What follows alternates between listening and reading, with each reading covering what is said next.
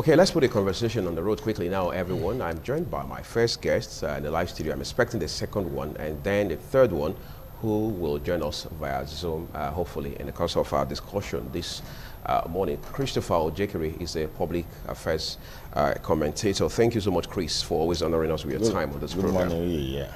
So I want us to just begin with our very first discussion this morning, which centers on very recent developments as they have to do with insecurity in this country. Of course, just 2 days ago in Asaba, Delta State, 17 governors of the southern part of the country rose from a meeting where very critical or crucial resolutions were reached. And some of them were, first, that the president would have to, as a matter of urgent importance, address Nigerians to at least boost confidence of the people, all right, in not just government, but in the system as we know it. Then they also said, going forward, open grazing has been banned in the southern parts of the country. That has, again, kicked some dust, controversies everywhere, even between 2 days ago and today. Are we heading in the right direction, even though we know that there are people who are saying this move should have been made even long before today, but we're told better late than never. Are we on track in terms of fighting insecurity at this point? Yeah, I think we'll begin by commending and congratulating the governors of the southern states and the peoples of the southern states for being able to convoke such a historically and epochal convocation in Asaba Delta State to come up with what we may now refer to as the Asaba Declaration on the issues that are plaguing the Nigerian states. I don't want to mitigate from the significance of that meeting by dwelling on the time or the time frame on which the governors began to do that. And as you rightly said, it is always better to be late than be delayed. The governors haven't realized that we are heading to be delayed. We have an existential threat on our hands as a result of rampaging banditry attack, which is coming from the northern part of the country and beyond. Decided, as it were, that the time has come when the destinies of the South and the southern people would have to be responsibly taken over by the leadership to provide the direction out of this miasma and to forge ways forwards away from this deplorable situation we found ourselves in this country as a result of the rampaging insecurity situation. So it is commendable at any point in time, and it is commendable even now. Now, the resolutions they came up with are very exciting. And before we begin to dwell on the details of each of those resolutions, I want to advise, and in fact, I want to be in the forefront of the advocacy for enforcement of these resolutions. Because if not, they are just going to end up as resolutions. They are going to end up as a declaration, statements made. One way that we can sustain the resolutions is enforceability. And the easiest way to begin to enforce it, the way I see it, is for the state houses of assembly of each of these states in the South to quickly come up with a bill which will transmute quickly into an act and law banning open grazing in the southern part of Nigeria. So there should be a uniform, state-by-state passed law in the entire South banning grazing, open grazing in southern part of Nigeria. This would help to connect that white paper to the citizenry of the southern states that have become victims and culprits of these rampaging activities and the nefarious activities of bandits. It will help to connect the citizenry and secure their buy-in to this very laudable and salutary move to take responsible leadership of the region. I have advocated for this. I have been advocating for this for the past few months. I've been calling on Southern leaders to give us a voice of leadership, to become a rallying point for the citizenry. Now, I noticed on television while I was sitting there that the federal Southern legislators in the federal House of Assembly, that is the National Assembly, and of course in all of the state houses of assembly, have lent their voices and stood in support of the Asaba Declaration. So other interest groups, NGOs, market women unions, student unions, must all begin to come out with very vociferous support for that declaration. Because what those people have done in Asaba is that they have articulated the feelings of the southern peoples of Nigeria. They have also articulated a roadmap and a direction out of this terrible condition we have found ourselves, which is actually an existential threat in the South. And therefore, we are going to have to make that agenda of those points in the communique as the agenda for any form of 2023 presidential discussion. Because the first point they made there, that we are committed to the unity of the Federal Republic of Nigeria. I agree with that wholeheartedly. But they said we are committed on the basis of justice, fairness, and equity. And therefore, if we are going to have to proceed to remain Nigeria in 2023 on the basis of fairness, equity, and justice, those points articulated in Asaba must become the fulcrum of all debates, agenda or manifesto of any presidential candidate, whether from the South or from the North. Once the presidential candidate agrees, commits himself to the pursuance of that agenda in Asaba for 2023, he's going to have the Southern votes. Not pursuance by mouth, by some solid agreements, that will be cast in stone, as it were, that you are going to pursue the agenda of restructuring. You are going to pursue the agenda of resource management, what I call fair, equitable resource management. If you don't want to use the word control because it's been controversial in the past, but we're talking of fair, equitable resource management of the nation's resources. If you are going to commit to that, if you are going to commit to the ban on open grazing because of the tension and the violence and the bloodletting that open grazing has caused in the southern part of Nigeria as a result of clashes between bandits who hide behind headers to commit all sorts of havoc in the southern part of Nigeria. If you're going to commit to that, if you're going to commit to equity in the sense of appointments to national institutions and national political positions, if you are going to commit to that, then you are going to have our vote. I want to push you on something else as it has to do with this insecurity issue right now. While you just mentioned, for example, that some national legislators, whether House of Reps or Senate, from the southern part of the country are now celebrating this move in Asaba. You have those who are saying, well, from the northern part of the country, while we welcome wholeheartedly the ban on open grazing, we believe the call for restructuring is only going to further deplete Nigeria. I mean, how objective is that? Now, I like arguments that when you lay them to me, you give me sound, logical reasons and sound, logical house of why your argument is tenable. Your argument could be specious. Specious arguments are logical, but not valid.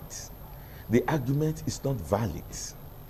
It is, in fact, an argument that could be considered to be insensitive and, a bit arrogant and an insult on the southern mentality. And this is why. We have had for the past few years, and especially in the past 2 years, and it just gets worse with every month, terrible, unimaginable devastations of human lives and property in the South. We have had losses of businesses. We have had losses of our forests to banditry from the north to the south. Now, we have not seen this kind of coordinated response and empathy and, in fact, proactive actions and proactive suggestions from these northern people to the south to say, look, this is how we will deal with this matter.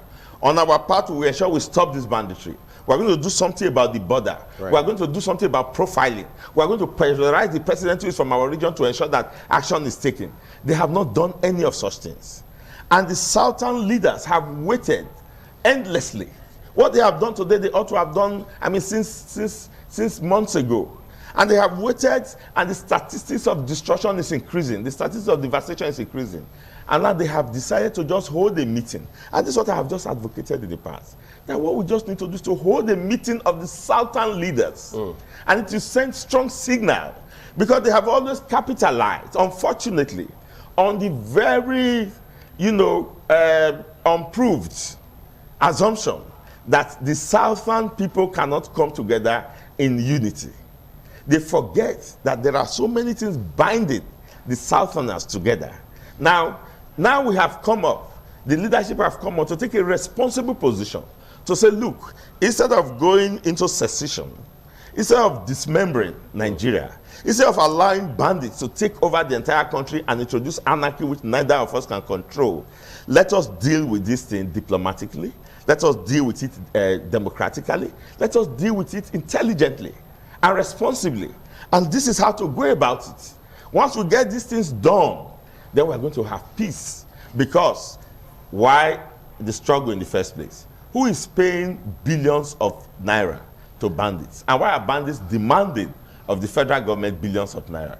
Because the entire resources from all the component units of the federating states is going to one purse, controlled by a behemoth federal government that has no, so to speak, territory.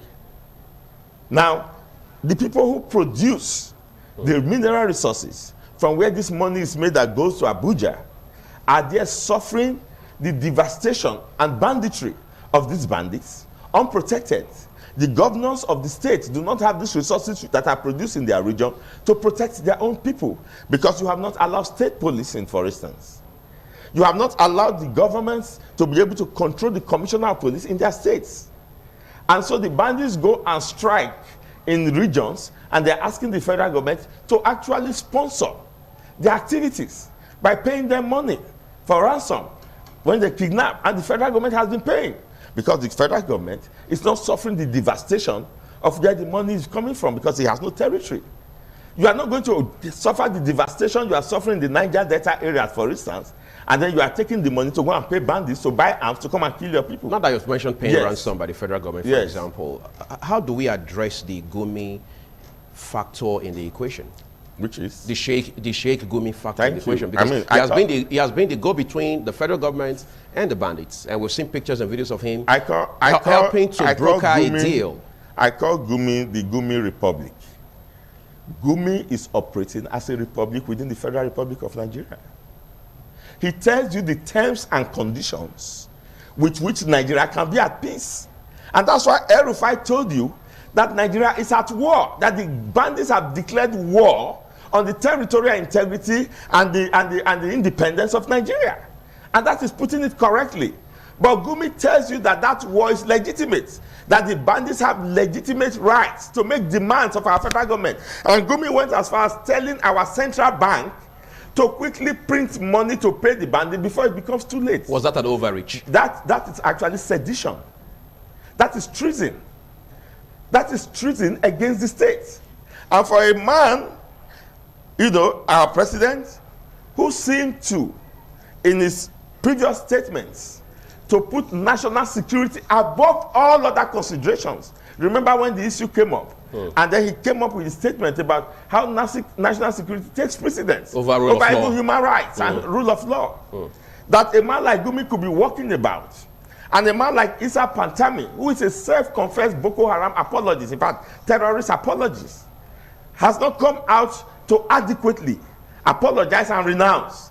For him to still be holding sensitive position like the Minister of Communication in Nigeria tells you that you have a republic within the republic.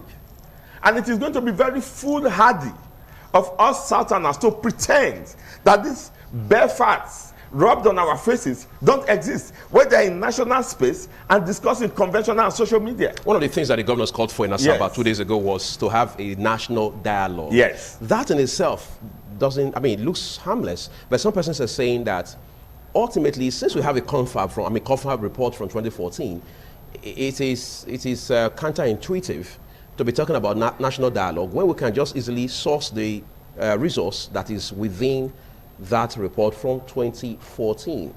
How do we strike a balance between both? First of all, how many people have seen the report of 2014? Because you do not make this kind of findings public knowledge, people don't even know what is contained in the 2014 documents. And that is a symptom of the mutual distrust that exists among component states in the country. And that's why you see the governors calling for dialogue. Because the actors that are going to act on whatever is going to be the resolution are here present. And so they can sit down together and discuss and say, look, the points are articulated. It's not going to take a forever dialogue. The points are already articulated by our region. And these are our points. Right. What are your points? You bring them forward to the table. Let's marry them. The person who headed the APC commission or the APC committee on restructuring is from the core north. It's El-Rufai. And one of the key points of that report is restructuring. El-Rufai is for restructuring. There are other northern elites who understand the wherewithals of democracy, who have also spoken out for restructuring. It is a few hegemonic group who are afraid to discuss because they have nothing to discuss when you put the issues on the table, because the mentality is command and control, is ethnocentric, and therefore they don't want to discuss because discussion is going to bring to the fore hard logical facts and reasoning and intelligence. And then we are going to have to see that nowhere in the world you are going to have a master-servant relationship in a republic that is called a federal republic. It is always a constituent of people with constituent units, all submitting to the table diverse contributions that is equalized by what you now call the central government. And so every unit, every constituent unit feels a sense of satisfaction and inclusiveness. Right. That is what is important, and that's what the dialogue is all about. So if anybody is kicking against the dialogue, it means those are the people that want to maintain the state of affairs as it is right now. And this state of affairs is counterproductive to every single section of the country. This state of affairs has overwhelmed our present governance structure, federal, and is overwhelming the states. Therefore, that person is actually advocating for the bandits and advocating for those who want to take over the territory of Nigeria and overrun us and destroy us in our own land. That's what the person is actually advocating. Because if you do not have for me any superior argument, superior model, superior action plan about how to deal with the issue, and we have the one that we know can work, and we are saying, let's sit down and look at it together and say you are not looking at it, you have something to hide that is very sinister. You have something to hide that is very insidious. There is no reasoning in that argument. The only argument now is that regions should articulate their position. The South have articulated theirs. The North should articulate theirs. And then we sit down and we marry it. We have a compromise. Okay. It becomes the amalgamation done by the people of Nigeria. I want to drag your attention to something that's a very, very respected and distinguished political economist, Professor Patutomi. I said exclusively to The Punch just a few days ago, sometime last week, and he talked about how that, as it stands today, the social contract in Nigeria has failed. And he goes ahead to call for what he referred to as a government of national unity. Is that necessary at this point? A government of national unity, yes. Well, many times it's a matter of semantics. What I always want to know, what is the structure of the name that you have just given us? Is he thinking of true federalism when he says government of national unity? Is he saying that we should sit down and form a government where constituent parts of the country will contribute to, what does it mean by government of national unity? Are you following me? So I don't know the meat. I don't know the details of his structure or of his agenda. If I know it, then I will be able to say, okay, now this is what it is or this is what not. Because what I used to understand as government of national unity was that a particular political party will win an election, like APC is controlling the federal government, Right. and then they will reach out to other political party to submit 1 or 2 names and appoint them to ministerial positions. Just to have a potpourri Just to have of all of the units. all of the units, political units. Okay. You know, Represented. So that, represented. That's what we have always understood as government of national unity. Just because that is not. Just because we're time constrained. Yes. I want to talk about something quickly with you. Yes. A Second Republic senator and someone who is also a very respected historian, Professor Banji Akintoye, has raised concerns about how that there's the potentiality of attacks in the Southwest. He goes ahead to mention churches, for example, talks about places of worship, including mosques, for instance, talked about the Cocoa House. And then he now cites a particular report from the United States that talked about how that there's a chance of these things happening. And he expands the conversation by bringing ISIS into it. Should that give us a reason to stay awake at night? Right? Yes, I agree with him perfectly. Now, the sources of these bandits and terrorists is in their strategy of operation. They keep things cool on the surface, but there's a subterranean plan going on all the time. It's an ideology. Ideologies don't just fade away because people are agitating on the surface. Ideologies don't fade away because there are beautiful speeches on national television. Ideologies are like religion. They are, in fact, they are worse than religion. They are passed on from generation to generation. And each generation that succeeds the preceding generation considers it incumbent on them to ensure that what their preceding generation could not achieve, they will achieve it.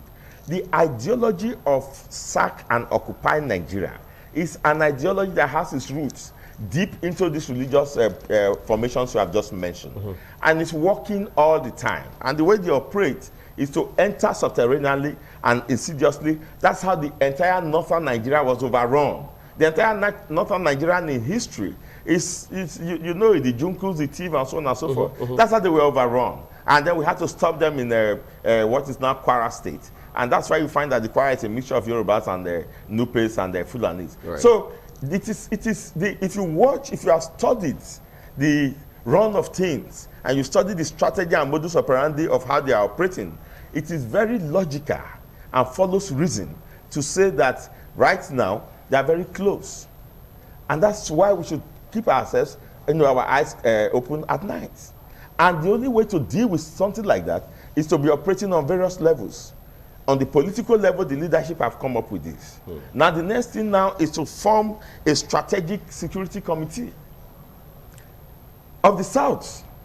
A strategic security committee of the South, made up of contributors or contributions from all the southern states, to sit down and do research into this behemoth we are facing and we cannot understand, so that we have an informed, educated, research-based, evidence-based, strategy to tackle it. So I am not going to dismiss that at all. And I am saying that it's a red alert, and we should take it up immediately. Okay, yes. I'm going to just switch to our second discussion at this point, which borders on the issue of unity. Yes. The governor of Edo State, for example, is somebody who has carved a reputation for himself in not being flippant with words. Yes. Just recently has said that for us to have unity in this country, we must entrench very important factors such as social justice and equity. Yes. These are two things that Nigerians have clamored for many years, probably for decades. Yes. For example, how difficult is it for us to have these things entrenched?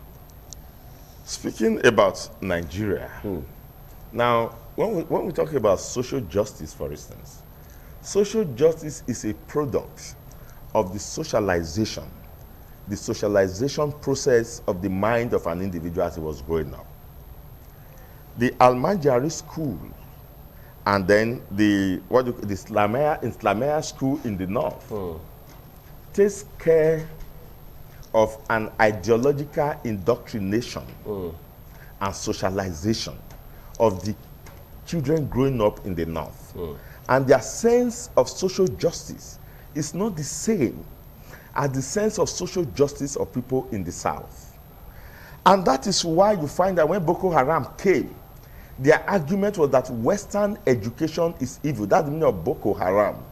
Meaning that they have found that when their children get Western education, this sense of social justice is impaired and sometimes eradicated. And that's why you find people like Dr. Junaid Mohammed, people like El Rufai, people like Sheikh Husani, who gave themselves over to this Western education. They can think along with the Southern thinking, and they are thinking of these democratic tenets and other tenets that lead to social justice, equity, cooperative living, democracy. But those who gave themselves over wholeheartedly to that kind of Islamia, which is a long time of acculturation, are finding it very difficult, and that's the problem we have. So, we are saying here now that you either have to understand what is social justice as it is in the letter and spirit of the word, of the phrase, social justice. And it's on the basis of that we can cooperate. And then equity, which is just a just distribution of resources. We are saying that the time has come when they have to understand it. I remember when Ezekiel told Saldana of Sokoto a long time ago that we need to learn to tolerate each other. The Saldana said to him, no, we need to learn to understand our differences. So it is time for the North to understand the true meaning of social justice and sign up to it. And that's what the National Dialogue is pursuing. You sign up to social justice. What is social justice? That society has equitable and just distribution of resources, material, human, whatever, so that everybody feels a sense of belonging and a sense of satisfaction within the distribution network. But a situation where you have to make appointments lopsidedly, all of them coming from one section of the country, and especially in the security sector of the country, you make different laws from different people. You have Sheikh Gumi and the others running free. And then for other parts of Nigeria, just a hint of what Sheikh Gumi is getting away with. You send army there, you begin to bombard both women, children, and everybody. There's no social justice. So that is what he's talking about. And until they understand the true sense of social justice, and we are saying we are no longer going to wait forever for people to refuse to understand that, because for people to cooperate anywhere in the world, once there are more than two, there must be social justice. In fact, once there are two, there must be social justice. There must be equity. For two people to cooperate, not talk of a family, not talk of nations. So there must be social justice and equity. And that is why we are standing firmly with the governor in those utterances. It is time, it gets so far where you say no more. So we've just got to the point where we say, look, we just have to sit down and discuss this. If not, then we as the citizens are going to put pressure on our leaders to say, well, we just want to live in peace in Nigeria. There is no record that the southern states are attacking each other now, and that is why they cannot come together in a meeting. And the smooth and fast way that you could get 17 governors with diverse political interests and other interests to come together in Asaba, which is more or less the kind of middle, in the south-south region, is very significant. And I can see why it is agitating the minds of some people in the north. It's very, very significant. It tells you that these people are united by some form of social justice, by some form of socialization, acculturation, and education. There must be common bonds of relationship that bind people together. What is binding the north together is the religion, the Islamic religion. From the training of Islamia and from the training of the Amajari tradition by the other, that's what is binding them together, so that when they speak, they understand the content of the flow of information, because they understand the body language and the content of the flow of the information. We have that in the South. We are united by education, acculturation, and our frequent socialization among ourselves. So when we speak, we also understand. And we have decided to take on to democracy, because it has been proven all over the world that that is the best form of possible governance. I'll wrap up now. Just one more question. We understand that the constitution review is in the works already. Yes. Ultimately, all else being equal, we're going to have a new constitution in the final analysis. Does that change the narrative for the better? Yes. Does it? Yes. Because that constitution is going to be a document of contributions from the constituent units of the Federal Republic of Nigeria. If that constitution ever gets to be made, then it's going to work, because we are going to have to contribute to that. I say if it ever gets to be made, it means that you have taken care of all agitations, legitimate agitations, reasonable agitations, that is coming from all the constituent states of all the constituent units of Nigeria, and then it's documented. Then we, the people, would have signed to it, and it will work. It will change. Okay, that's a beautiful place to Yes. leave this conversation. Yes. Thank you so much, Thank you. Christopher Ojekere, for Thank coming to the you. program this morning. Yes. We appreciate it. We're taking a break at this point, just a couple of more discussions, and then we're done with the program. Stay with me.